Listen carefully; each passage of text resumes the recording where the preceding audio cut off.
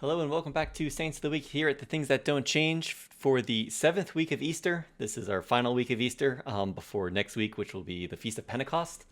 Got a couple saints today, so we're going to dive right in. The first saints that we have, it's a joint feast day for Saints Marcellinus and Saint Peter. Now, not much is actually known about Saints Marcellinus and Peter. They both lived in Rome in the around the late 3rd century, early 4th century. So that's the 200s and 300s. We know that Marcellinus was a priest and Peter was an exorcist. Looks like those two offices were a bit different back in this time. They were both beheaded during the Diocletian persecutions, which happened around 304, so the early 300s. The main source that we have for their lives is Pope St. Damasus I, who reigned from 366 to 384, so this is a couple decades later, who relates some stories about these two saints. So according to Pope St. Damasus, they were both killed in private. So, the executioners, when, they arrested them and brought them to be executed, they wanted to execute them in a private place, so that no one could come and, venerate their bodies or anything like that as martyrs. They ready to be martyred for Christ. They went along. They actually chose a location themselves. And when they were brought there, they were beheaded and then buried there. Again, no markers, no nothing, so no one could find where they are. However, it's said that two women of the community, of the Christian community, Lucilla and Firmina, they were actually led by a vision to this location. So then they were able to kind of properly bury their bodies with a proper Christian burials. And they ended up burying them near the body of another saint, Saint Tiburtius, who was also executed during the same persecution.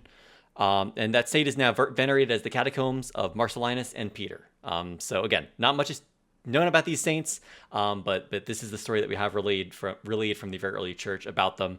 And these are also part of the Roman martyrs, from the Roman Church itself.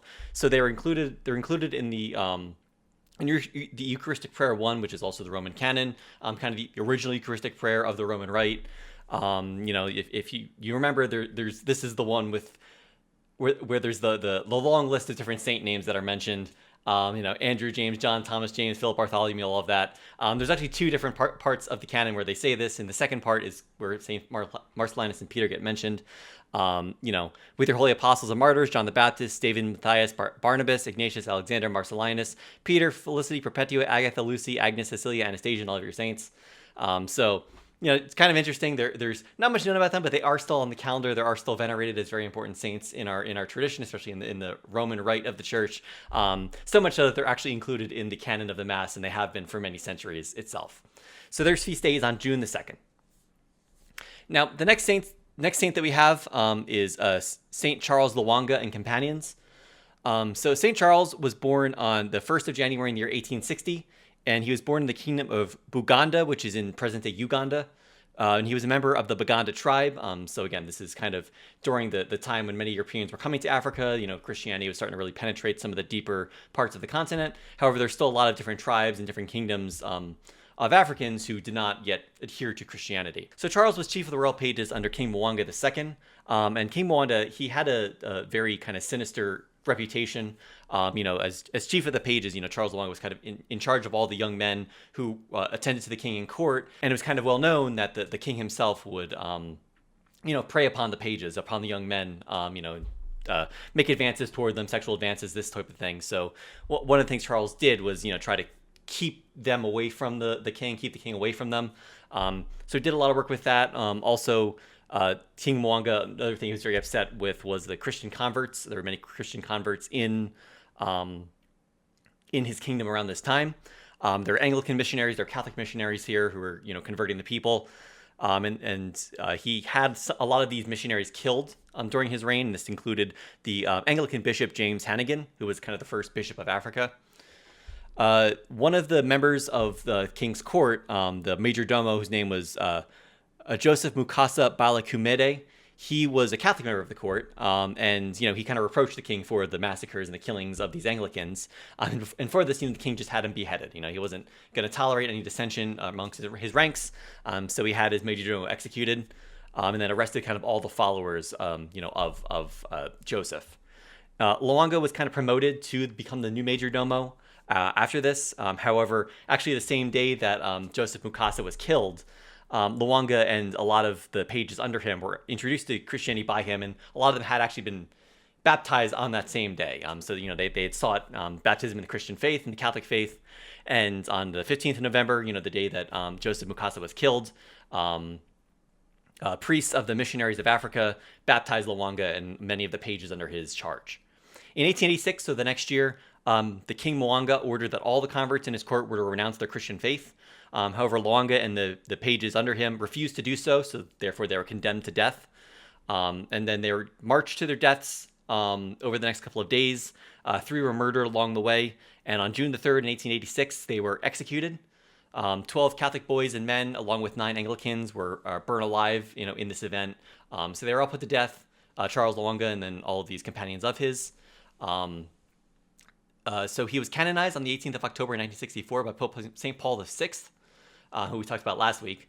And Paul VI actually visited Uganda in the year 1969. One of the places that he visited was the site of this martyrdom, where the Basilica of the Uganda Martyrs was built around the same time. It was built between 1965 and 1968. And St. Charles and his companions are considered patrons of Uganda, and their feast day is on June the 3rd. So the next saint we have, a little more well-known saint, is St. Boniface.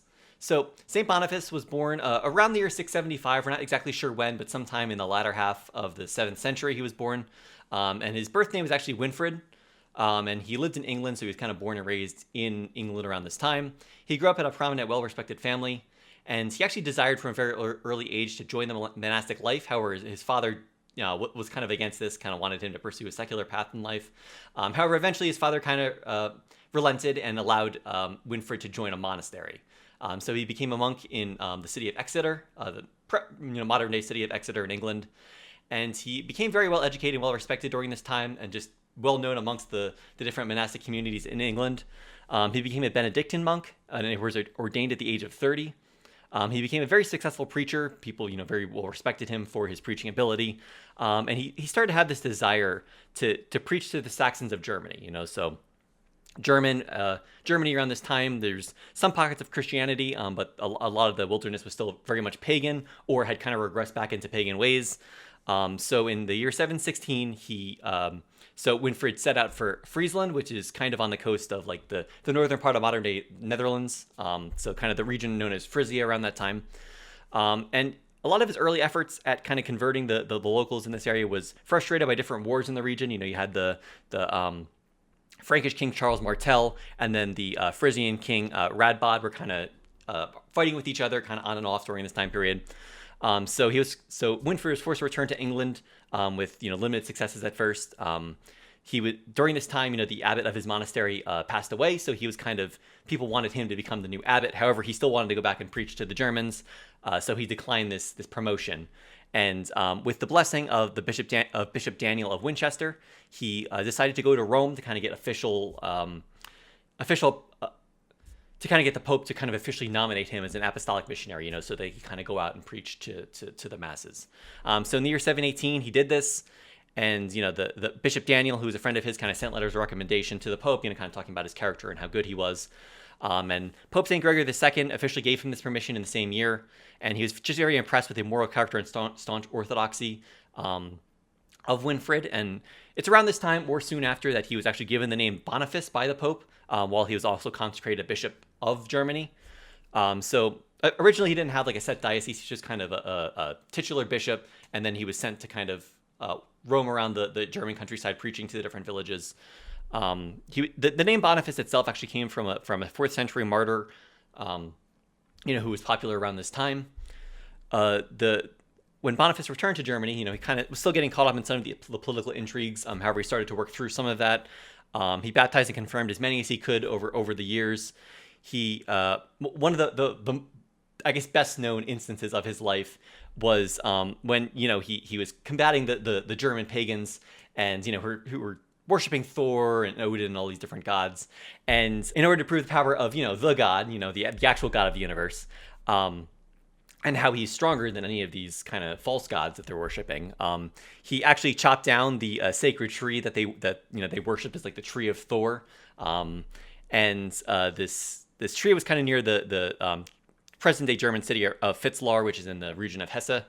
And the oak that came from this tree, Boniface actually used to build a church that he dedicated to Saint Peter.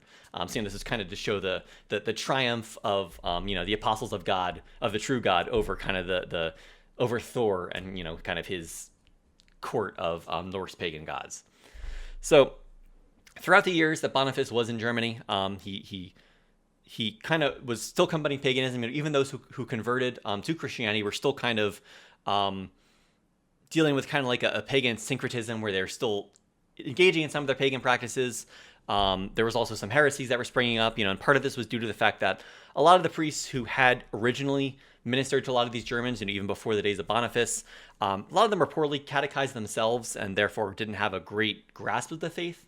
So, when Boniface showed up and he was still dealing with a lot of pagans and also a lot of Christians who reverted back to paganism, he kind of had to work through some of these inadequate theologies that were had been preached to them originally. So he had a lot of help in this, though. A lot of willing people, willing friends of his back in England, and also people in the court of the Pope, and also in the court of the King Charles Martel, who wanted to help, evangelize these peoples. So plenty of people would send books and different learning materials that he could use to preach to the Germans, and then also a lot of them even showed up as willing volunteers themselves to kind of help him on his mission. So through this, he ended up having a lot of successes. A lot of the infrastructure of the church in Germany, as it came to be known, comes from Boniface and the priests that he ordained and the other bishops that were consecrated in the dioceses that he set up over the entire country. He returned to Rome in the year 738 to meet the new pope after Pope Gregory II died. Pope St. Gregory III became the new pope. And he at this time he had become a lot more of an administrator because he had set up this great kind of he'd set up this great structure, in Germany, and much to his great success. However, in that, he found that a lot of the things that he was worried with now was administrative duties, and he kind of wanted to get back to, bare bones preaching. So he went to the new pope to kind of request to resign as bishop and kind of become a full-time missionary again. However, the pope denied this. He really valued having him, in his position as a bishop, and encouraged him to continue with that task. So Boniface did this, again, always a son of the church, always an obedient son of the church. He returned to Germany, returned to his diocese, and, tried to preach when he could. One of the things that he really wanted to do, though, was to go back to the region of Frisia, where he originally had landed back in 1716, and, had to leave. He wanted to go back there and kind of, preach to them. So, he took some time to kind of take a cadre of his, followers and other priests, in his diocese and kind of go to Frisia. He was initially kind of had some trouble, but he did end up baptizing many of the peoples there. However, while he was there, he was actually waylaid by bandits, him and his company, and they were all slain. So he died in Frisia. His body was returned to Germany and eventually buried at Fulda, became Fulda Cathedral in Hesse. And, he's kind of known as one of the patrons of Germany up until this day. And his feast is on June the 5th.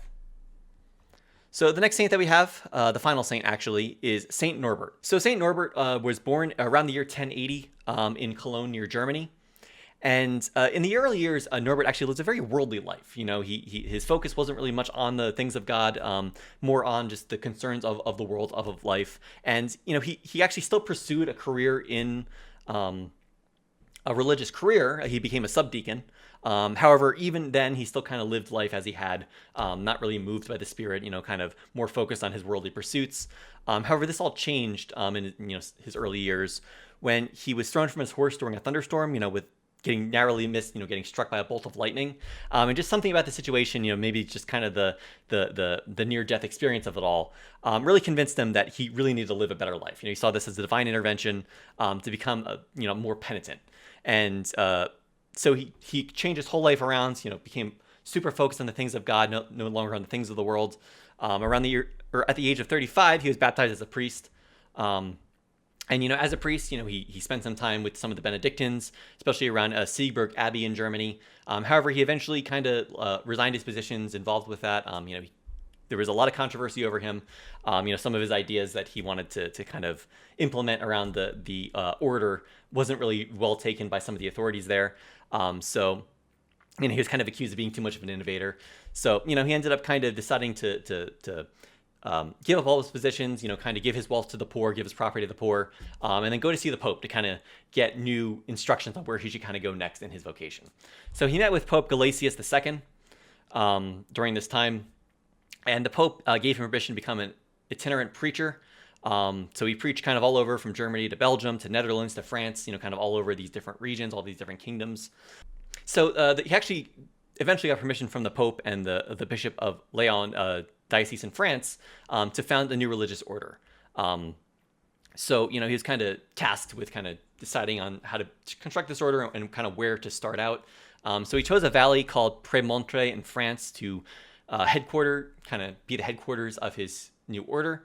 And this order he called the Orders of Canons Regular of Prémontré, which nowadays is commonly known as the Premonstratensians, or more simply the Norbertines. And this order chose the rule of St. Augustine to kind of base their lives around, also with some Cistercian customs, kind of also part of their spirituality. They started out with just 7 students in wood and clay huts.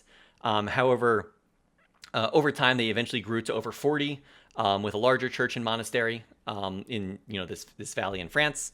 And the constitution was officially approved in 1125, around the years 1125, 1126 by Pope Honorius II. It was also after the accession of Pope Honorius as the new pope that Norbert was nominated as Archbishop of Magdeburg, which is a diocese in Germany. So in 1126, he became Archbishop there.